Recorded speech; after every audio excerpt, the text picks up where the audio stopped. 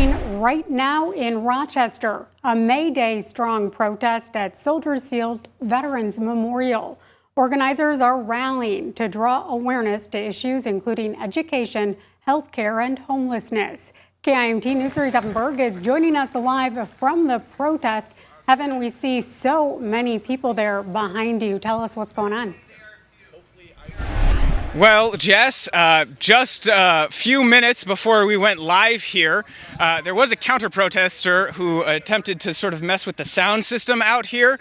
But otherwise, for the most part, it's just been speeches and rally songs here out at the park. We've got a lot of union members and local activists out to support trade unions and other local issues.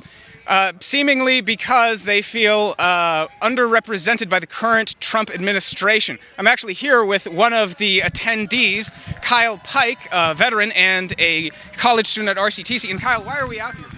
Today we're out here to represent local Minnesota causes, things like union representation, the tariffs issue, the fact that Mayo Clinic and St. Mary's are causing more problems than they're curing at this point in our community with their wage gouges and the lack of union representation. We're also here to send a clear and concise message to Representatives Brad Finstad and his colleagues in the federal and state Senate. And we're here to demonstrate to our federal and local representatives that we have a voice that will be heard. Amongst the issues that we care about are chiefly VA cuts for veterans like me. My way of life is no longer secure. We're concerned about the tariffs issue. Working class families can no longer afford basic essentials. And we're also concerned about the fact that the oligarchy in this country could wind up taking away everything that has been built since the Great Depression. And I understand with some of these issues like tariffs, the current administration is arguing part of the goal here is to try and pressure trade partners for more favorable agreements and also potentially influence some manufacturers to bring jobs back to the U.S. What do you think about that?